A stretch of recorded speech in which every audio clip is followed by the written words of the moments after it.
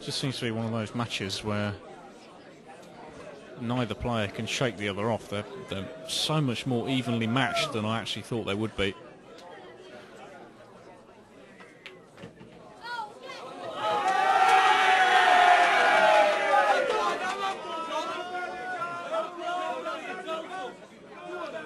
Oly asked for the total snooker, which obviously we can see from our cameras it's a total snooker here. What he's going to look at here, I don't know, because the Reds are all looking very plump. He's going to have to attack, I think. Possibly try and take this into the middle. I don't know. No, 2 visits. So he's given that away. That's a big, big error. This is the thing I was talking about. If Gareth could get 3 or 4 in front, that might well be it. I know we've seen Oly come back from 4 behind already in this match. But has he got the stamina to continue to do that throughout the course of the night, really?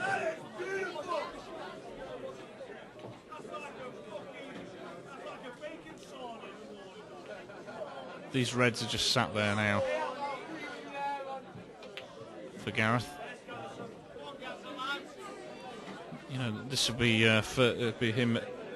If he can knock these Reds in on the black, of course, then he will be the first man to 20. Oly was the first one to 10, and it was Gareth that led at the break. But it's just been such a quality match. It's astounded me. I mean, I've done a lot of world rules over the last year, 18 months,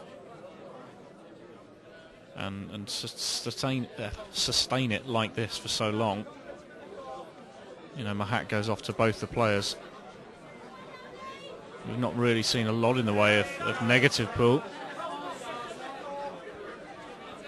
A couple of frames, possibly 4 tops, where you would say there's been some negative pool played. Other than that, it's been, you know, attack from the start.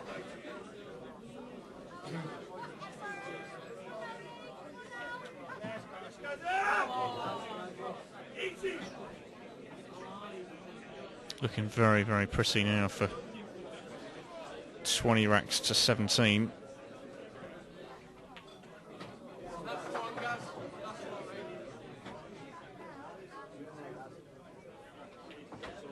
It's a nice little stun shot to leave this 8 ball to the corner. Gareth Potts put that ball down and just nonchalantly walks to his chair. And say it seems like he's had a more professional persona in this game. He's not jumping around, he's not hand slapping and hugging people in the crowd, but I suppose that's not his way. He just goes back to his chair and gets on with the job.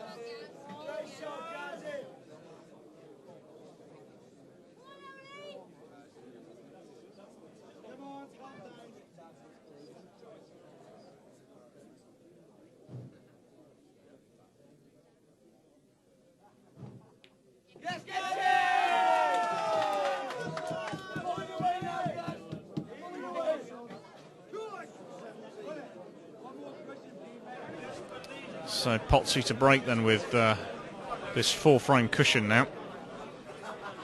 The last time he had this cushion was way back at 7-3. And he's just made a ball. But look at that break. Again, the ball's gone right to the top cushion there. It's going to be a tough ask to try and run these balls out from here. Yeah, way back at 7-3 in front of you the last time he had this lead. And we all know what happened there. Oly pegged him back. And then until this point, there'd been no more of a gap than sort of 1-2 racks at a time.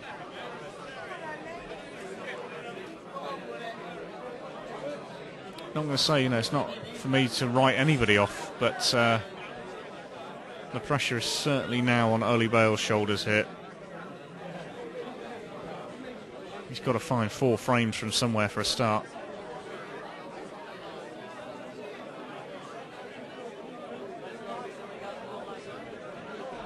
He's got to be looking for Gareth to start making some errors, and at the moment it doesn't look like he's going to.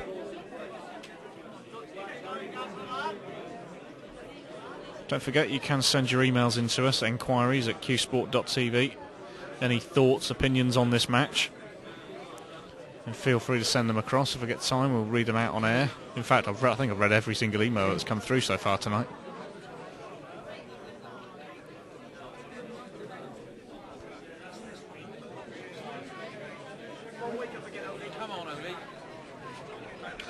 It's also very important for us if you give us your feedback of anything to do with the system, the quality of the stream, the audio. I know it went down for about 3 racks at the beginning. That was a technical issue where we for some reason lost one of the cameras, and then it seemed to take the audio with it.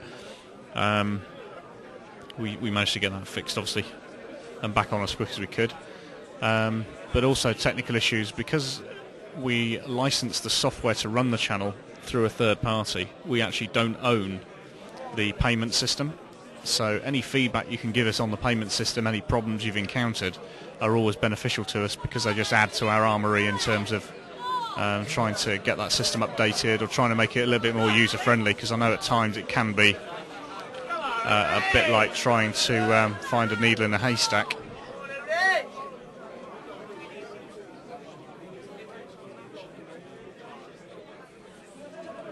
There's still lots more to come from Q Sport TV, you know, in terms of what we want to do and how we want to develop it. This isn't it. This is not where we want to finish it.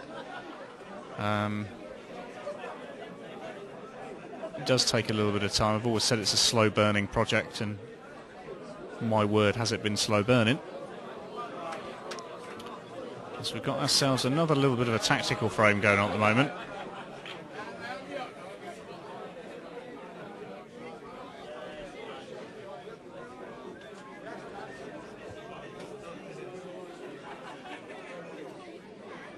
I think, you know, we may well have found a kind of format that people like here with these 8-ball money matches.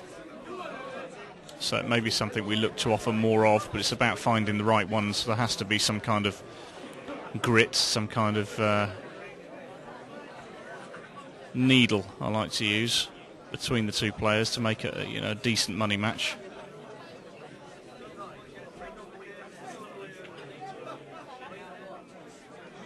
I think also trying to get the top players like Gareth to play, and Oly has certainly acquitted himself well as well. Getting these players to play these games has been difficult in the past. I was talking to Gareth last week, and he's saying it's like a once-in-a-lifetime chance for him, really, because there's nobody really that wants to play Gareth for money.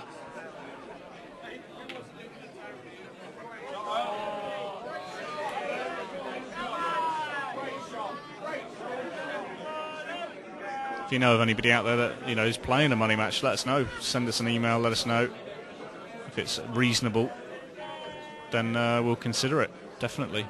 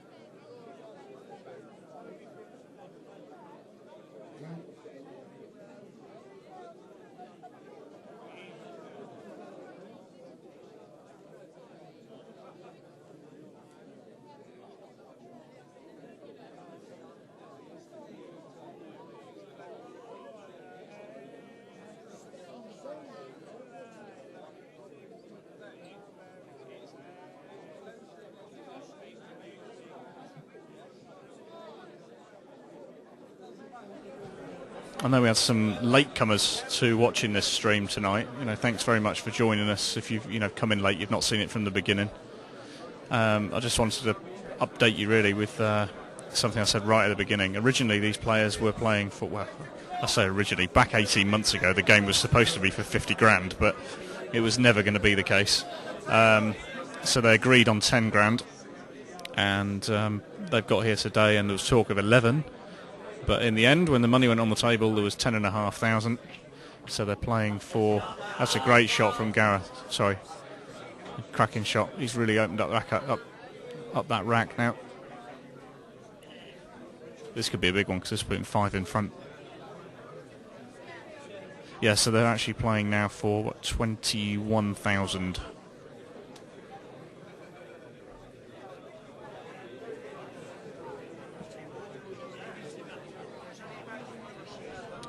Be interesting to find out really how much of the money is backed and how much of the money is the players' own money,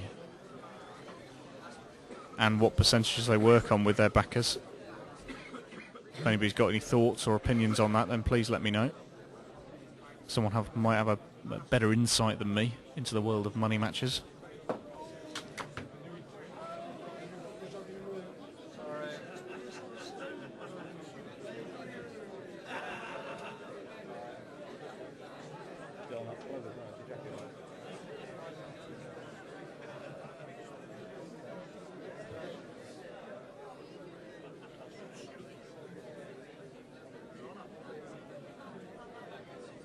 It's like someone's just knocked a bottle off the old stand up there. All over the wife's coat.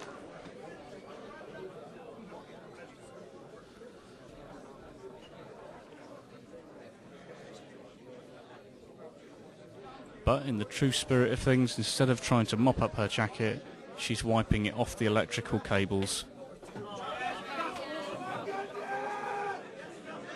Beer, that is, for those of you who have sick minds.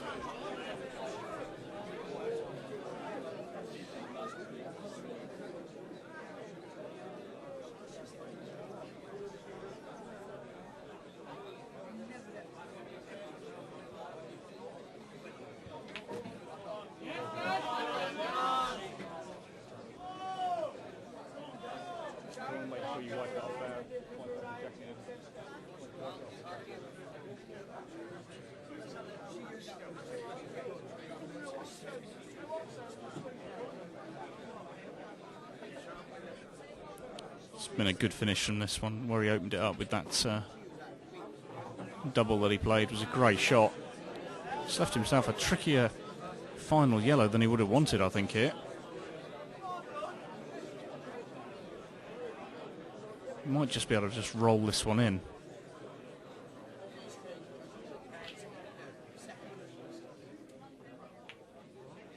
He has managed to hold it on. Wow. Not finished 100% brilliantly. As you can see there, he can play it into the centre, but it's a thinner cut than he would have wanted to have left himself. And I don't think he can play it into the corner, so he's going to have to play this ball into the middle. Oh, he's played very well. Good shot. Fully deserved. So 22 now. The cap.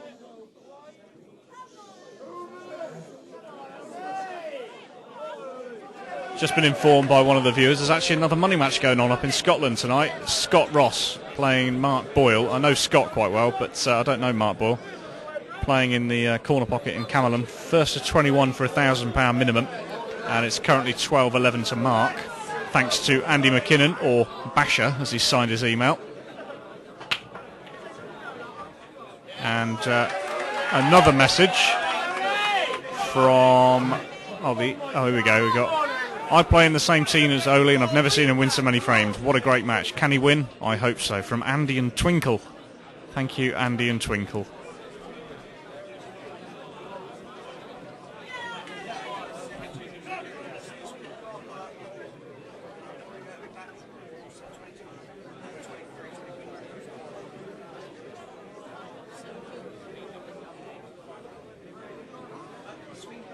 Another good break from Ali. He's broke pretty well on this table tonight. Managed to park that cue ball in the centre, which is always the starting point. He's controlled the white ball very well on the break. It's errors he's led to afterwards. He knows now that he's got to go for this. I don't think there's any way that he can win the match if he starts playing a different way. Oly Bale can only win this match by playing the way that Oly Bale does, and that's aggressive and attacking from the start. And now, the only difficulty is the black ball. I'm not sure where that black ball goes. Certainly doesn't go into the two left bottom corner pockets. Might only go top right. So the key here is the route map that he takes on these yellows to finish this rack off. I think give him a bit of a boost. He's been almost sat in his chair for 5 racks. Racks or frames?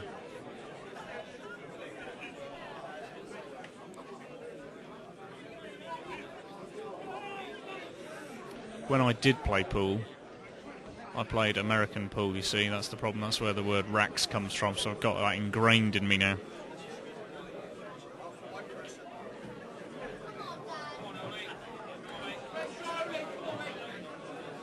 And just in case anybody's wondering, I wasn't very good.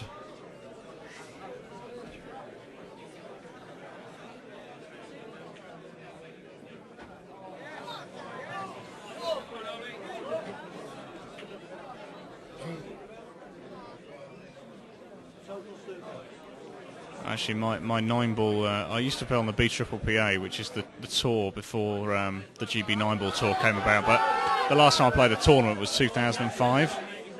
And my highest ranking on the BPPA was 25th out of about 130 or whatever. So in theory it sounds brilliant. It sounds like I was an awesome player.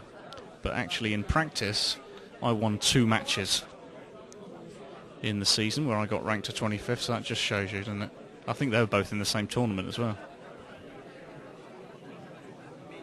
My other ranking points came from buys. Another useless bit of trivia for you there from Pete Williams.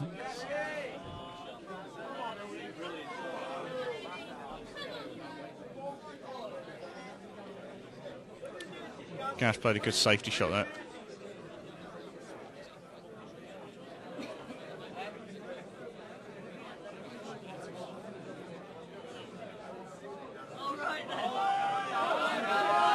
I think he thought he could see an edge of that ball there, but he didn't see it. So 2 visits then to Gareth. I'm assuming it was 2 visits. I didn't hear Mel call it, but it must be 2 visits. He needs the 2 visits though, because he needs to move this red off the left-hand side cushion. The rest of them are there really. It's this red over the left-hand side that he needs to move.